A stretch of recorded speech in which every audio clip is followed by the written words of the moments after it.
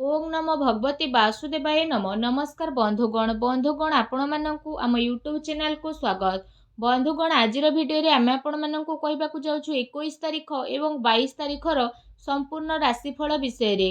आजिर दिनटी आपणकर किपरि साब्यस्त हेबो ता सहित जदि कहिबा विशेष भाव में आमे आपणकु केउ सबु जिनिस रे जे आपणकु फायदा हेबो केउ सबु जिनिस रे आपणकु सावधानता रहिबा पई पड़िबो आपणकर लव लाइफ किपरि रहिबो क्यारियर किपरि रहिबो बिजनेस आउ व्यापार किपरि रहिबो ता सहित स्वास्थ्यर महत्वपूर्ण इनफॉरमेशन मध्ये आमे आपण मानकु भिडियो रे देबु आउ भिडियो शेष रे आमे आपण मानकु गोटे उपाय विषय मध्ये कहबु जहा द्वारा आपण आपणकर आजिर दिन को आहुरी अधिक शुभ और मंगलदायक बनै पारिबे। तेणु आगो को वीडियो आरंभ करने पूर्व आपण को आमर रिक्वेस्ट जदि आपण आमर ए चैनल नुआ करी आछंती तो चैनल को सब्सक्राइब करंतु सांगरे नोटिफिकेशन बेल को मध्य ऑन करंतु जहा द्वारा समय समय रे नुआ नुआ वीडियो रो नोटिफिकेशन आपण को पाखरे पहुंची जिवो। तो चलंतु फ्रेंड्स जानिबा केमिति रहिबो आपण को पई विशेष भाव में 21 और 22 तारिखर दिन। सबुठारु प्रथमे आम आपण को कहबू कि कौन आपण को पई आजिर दिन में पॉजिटिव रहिबा पई जाउछि। जदि विशेष भाव में कहबा ए दिन में आपण प्रकृति आपण को भरपूर साथ प्रदान करिवो। कौनसी लाभदायक एवं महत्वपूर्ण समाचार मिलिबा द्वारा आपण निजकु आत्मबल एवं भावनात्मक रूप से बहुत अधिक सशक्त अनुभव करिवे। अटकी थिबा काम को पूरा करिबा पाई मध्य विशेष भाव में आपण पूरा मेहनत लगाई देबे। ए दिन आपण समस्तंक पई बहुत ही लाभदायक दिन सिद्ध हेबो। ए दिन रे कौनसी महत्वपूर्ण समाचार आपण को अवश्य मिलिबो।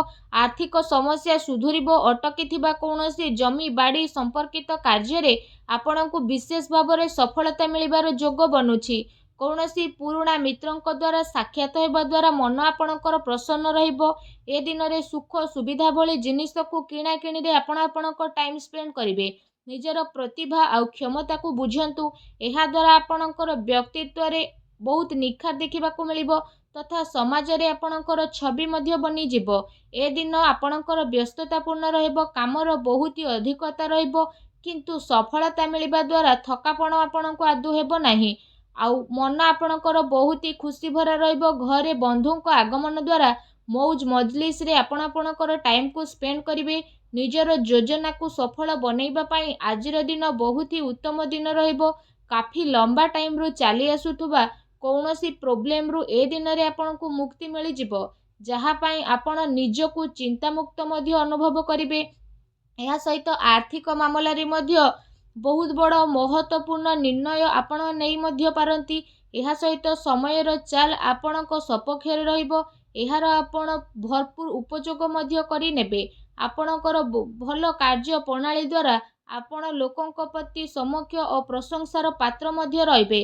किंतु कौनसी भी कार्य अथवा योजना पूर्वर रूपरेखा अवश्य बनैकी नियंतु। एहा आपणक पई बहुत ही भल रहिबो।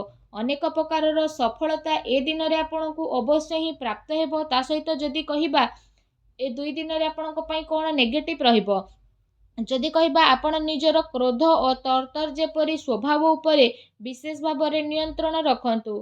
कौनसी संबंधी बा पड़ोसी सह वाद विवाद जेपरि स्थिति आपणकर उत्पन्न होई पारे ठीक हेबो कि निजर काम कार्य उपरे ध्यान दियंतु। अन्यर अजथा कथा को नजरअंदाज करंतु। मनरे कौनसी मनांतर मतांतर स्थितिर आशंका मध्य आसी पारे। निजर स्वभाव उपरे नियंत्रण रखंतु काहेकि ना केबे केबे आपणकर क्रोधपूर्ण बाणी अन्य को आहत करि थाए। एहा सहित संबंध रे मध्य कटुता आपणकर आसीबो। ता सहित आयर संसाधन रे आपण बनिकी रहिबे किंतु जदि कहिबा खर्च आपणकर बढ़िबो। सेति पई निजर बजेट अनुसार आपण खर्च करंतु। किछि अस्वस्थता मध्य अनुभव करिवे किंतु आपणकर कॉन्फिडेंस आपणको आगो को बनेकी नेबो।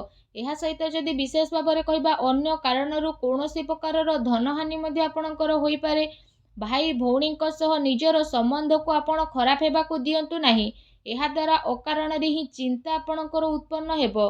कौनसी प्रतिद्वंदींकर भावना कारणरू विशेष भाव में आपणक पई किछि नकारात्मक वातावरण उत्पन्न हेबो एवं किछि कथावार्ता को नहीं लड़ाई झगड़ा मध्य आपणकर हेबो किंतु टिके सावधानता आपणको प्रॉब्लम रु मुक्त रखी देबो।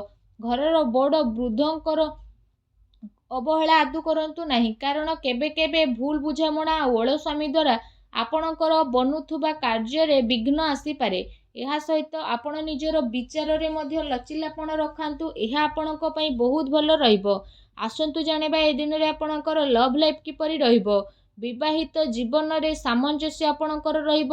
ମନୋରଞ୍ଜନ ସମ୍ବନ୍ଧିତ କାର୍ଯ୍ୟରେ ଆପଣ ଆପଣଙ୍କ ସମୟ ବ୍ୟତୀତ କରିବା ସହିତ ପରିବାରରେ ହାସ ପରିହାସରେ ଖୁସିର ମାହୋଲ ଦେଖିବାକୁ ମିଳିବ। ପାରିବାରିକ ବାତାବରଣ ଆପଣଙ୍କର ସୁଖଦପୂର୍ଣ୍ଣ ରହିବ। ପ୍ରେମ ସମ୍ବନ୍ଧରେ ବି ଯଦି କହିବା ପ୍ରଗାଢ଼ତା ଦେଖିବାକୁ ମିଳିବ। ରୋମାଣ୍ଟିକ ମାହୋଲ ରହିବ। ନିକଟ ସମ୍ବନ୍ଧରେ ଯଦି କହିବା ଆପଣ ଯିବାର ପ୍ରୋଗ୍ରାମ ମଧ୍ୟ ବନେଇ ପାରନ୍ତି। କାଫି ସମୟ ପରେ ଘରୁ ବାହାରକୁ ବାହାରିବା ଆଉ ଲୋକଙ୍କ ସହ ମିଳାମିଶା କରିବା ଖୁସି ଆପଣଙ୍କୁ ବିଶେଷ ଭାବରେ ପ୍ରଦାନ କରିବ। ପାରିବାରିକ ବାତାବରଣ ଖୁସି ଭରା ରହିବ। ଘରର ସବୁ ସଦସ୍ୟମାନେ ଜଣେ ଆଉ ଜଣଙ୍କ ସହ ନିଜର ଟାଇମକୁ ସ୍ପେଣ୍ଡ କରିବେ। ବାହାର ସମ୍ବନ୍ଧରେ ସାବଧାନ ହୁଅନ୍ତୁ। ଏହାଦ୍ୱାରା ଆପଣଙ୍କର ମାନହାନି ହେବାର ସମ୍ଭାବନା ରହିଛି। ପରିବାରର ବ୍ୟକ୍ତିମାନେ ଆପଣଙ୍କୁ ନାରାଜ ମଧ୍ୟ ହୋଇପାରନ୍ତି, କାରଣ କାମର ବ୍ୟସ୍ତତା କାରଣରୁ ଆପଣ ପରିବାରକୁ ଟାଇମ୍ ଦେଇପାରିବେ ନାହିଁ। ସେଥିପାଇଁ ସେସବୁ ପାଇଁ ଟାଇମ୍ ଆପଣ ବାହାର କରିକି ଅବଶ୍ୟ ହିଁ ରଖନ୍ତୁ। ବିବାହିକ ସମ୍ବନ୍ଧରେ କିଛି ସମୟରୁ ଚାଲି ଆସୁଥିବା ଚିନ୍ତାକୁ ଏକା ସାଙ୍ଗରେ ବସିକି ସୁଲଝେଇବାରେ ସଫଳତା ମିଳିବ। ଆଉ ଘରର ବାତାବରଣ ସେସବୁକୁ ସୁଖଦ ଆଉ ମଧୁରପୂର୍ଣ୍ଣ ମଧ୍ୟ ରହିବ। ଆସନ୍ତୁ ଜାଣିବା ଏ ଦିନରେ ଆପଣଙ୍କ ବ୍ୟବସାୟ କ୍ୟାରିୟର କିପରି ରହିବ। ଏ 2 ଦିନରେ ବ୍ୟବସାୟରେ ପ୍ରଡକ୍ସନ ସମ୍ବନ୍ଧିତ କାର୍ଯ୍ୟରେ କମି ଆସିବା କାରଣରୁ ଚିନ୍ତା ରହିପାରେ, କିନ୍ତୁ ଯଦି କହିବା ଆପଣଙ୍କର କେତେ ସାରା କାର୍ଯ୍ୟରେ ଆର୍ଥିକ ସ୍ଥିତି ଆପଣଙ୍କର ମଜବୁତ ରହିବ। ସେଥିପାଇଁ ଚିନ୍ତା କରିବାର ଆଦୌ ବି ଆବଶ୍ୟକତା ନାହିଁ। କୌଣସି ଉଚ୍ଚ ଅଧିକାରୀଙ୍କର ସହଯୋଗ ଆପଣଙ୍କୁ କାର୍ଯ୍ୟରେ ମନ ମୁତାବକ ସଫଳତା ପ୍ରଦାନ କରିବ। ଏହା ସହିତ କୌଣସି ବଡ଼ ଅର୍ଡର ମିଳିବାର ଆପଣଙ୍କ ପାଇଁ ସମ୍ଭାବନା ବନୁଛି। ସରକାରୀ ସେବାୟତ ବ୍ୟକ୍ତିଙ୍କ ଉପରେ ମଧ୍ୟ କାମର ଅଧିକ ବୋଝ ମଧ୍ୟ ରହିବ। ତା ସହିତ କାର୍ଯ୍ୟକ୍ଷେତ୍ରରେ କୌଣସି ବି ନିର୍ଣ୍ଣୟ ଆପଣ ଏକା ଆଦୌ ନିଅନ୍ତୁ ନାହିଁ। ଟିମ୍ ୱାର୍କ ବନେଇକି ଆପଣ କାମ କରନ୍ତୁ। ଏହାଦ୍ୱାରା ବ୍ୟବସ୍ଥା ଆପଣଙ୍କର ଉତ୍ତମ ରହିବ।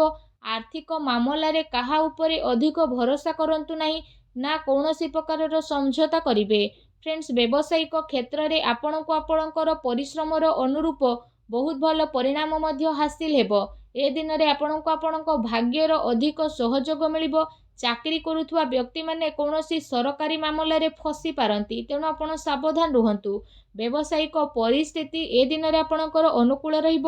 ନିଜର ପୁରା ଧ୍ୟାନ ବିଜନେସ୍ ଉପରେ କେନ୍ଦ୍ରିତ କରନ୍ତୁ। କୌଣସି ମନାନ୍ତର ମତାନ୍ତରର ସ୍ଥିତି ବନୁଛି। ବ୍ୟବସାୟିକ ଗତିବିଧି ସମ୍ବନ୍ଧିତ ଯୋଜନା କୌଣସି ବାହାରୀ ବ୍ୟକ୍ତିଙ୍କ ସହ ଆପଣ ସେୟାର କରନ୍ତୁ ନାହିଁ। କେହି ଏହାର ଅନୁଚିତ ଉପଯୋଗ କରିପାରେ।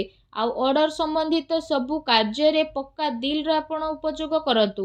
ଚାକିରି କରୁଥିବା ବ୍ୟକ୍ତିବିଶେଷଙ୍କ ପାଇଁ ଏ ଦିନ ବହୁତ ଲାଭଦାୟକ ଦିନ ସିଦ୍ଧ ହେବ।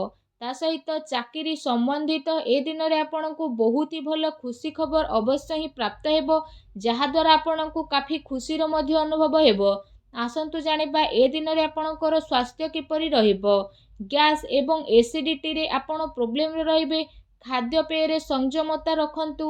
ବ୍ୟବସ୍ଥିତ ଦିନଚର୍ଯ୍ୟା ରଖିବାର ଆପଣଙ୍କର ଅତି ଆବଶ୍ୟକତା ରହିଛି। ସ୍ୱାସ୍ଥ୍ୟ ମୌସୁମୀ ବେମାରୀ କାରଣରୁ ଥକାପଣ ଆପଣଙ୍କୁ ଅନୁଭବ ହେବ ଏବଂ ଚିନ୍ତାରେ ରହିବେ। ନିଜର ଇମ୍ୟୁନି ସିଷ୍ଟମକୁ ଷ୍ଟ୍ରଙ୍ଗ ରଖନ୍ତୁ। ତା ସହିତ ନିଜ ସ୍ୱାସ୍ଥ୍ୟକୁ ଆହୁରି ଅଧିକ ଭଲ ରଖିବା ପାଇଁ ଆପଣ ପ୍ରତ୍ୟେକ ଦିନ ଯୋଗ କରନ୍ତୁ, ବ୍ୟାୟାମ କରନ୍ତୁ, ସୁସ୍ଥ ରୁହନ୍ତୁ।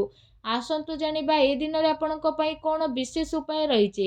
ଏ ଦିନରେ ଆପଣ ସ୍ନାନ ଆଦି ବିଶେଷ ଭାବରେ କରିସାରିବା ପରେ ଭଗବାନ ବଜରଙ୍ଗବଲୀଙ୍କୁ ତୁଳସୀର ବିଶେଷ ଭାବରେ ଗୋଟେ ପତ୍ର ଚଢ଼ାନ୍ତୁ। ତା ସହିତ ସେଇଠି ବସିକି ହନୁମାନ ଚାଳିଶାର ମଧ୍ୟ ଆପଣ ପାଠ କରନ୍ତୁ। ଏହା କରିବା ଦ୍ୱାରା ମଧ୍ୟ ଆପଣଙ୍କ ସମୟ ବହୁତ ଖୁସି ଭରା ରହିବ। ତା ସହିତ ଏପରି କରିବା ଦ୍ୱାରା ହିଁ ଭଗବାନ ବଜରଙ୍ଗବଲୀ ବହୁତ ଶୀଘ୍ର ପ୍ରସନ୍ନ ହେବେ ଏବଂ ଆପଣଙ୍କର ସମସ୍ତ କଷ୍ଟକୁ ମଧ୍ୟ ଦୂର କରିବେ। ଆଉ ଯାହା ବି ଆପଣଙ୍କ ଜୀବନରେ ପ୍ରୋବ୍ଲେମ ଚାଲୁଛି, ସବୁ ପ୍ରୋବ୍ଲେମର ଅନ୍ତ କରିବେ ଆଉ ଆପଣଙ୍କୁ ଶୀଘ୍ର ହିଁ ଶୁଭ ଫଳର ପ୍ରାପ୍ତି କରିବେ। ଆଉ ଆପଣଙ୍କର ସମସ୍ତ ମନୋକାମନା ମଧ୍ୟ ଭଗବାନ ବଜରଙ୍ଗବଲୀ ଅବଶ୍ୟ ହିଁ ପୂରଣ କରିବେ। ଭଗବାନ ବଜରଙ୍ଗବଲୀଙ୍କ ଆଶୀର୍ବାଦ ଆପଣଙ୍କୁ ପ୍ରାପ୍ତ ହେଉ। ସଚ୍ଚା ଦିଲରେ କମେଣ୍ଟ ବକ୍ସରେ ଜୟ ବଜରଙ୍ଗବଲୀ ବୋଲି ଅବଶ୍ୟ ଲେଖନ୍ତୁ। ଭିଡ଼ିଓକୁ ଲାଇକ୍ କରିବା ପାଇଁ ଆଦୌ ବି ଭୁଲନ୍ତୁ ନାହିଁ। ଧନ୍ୟବାଦ।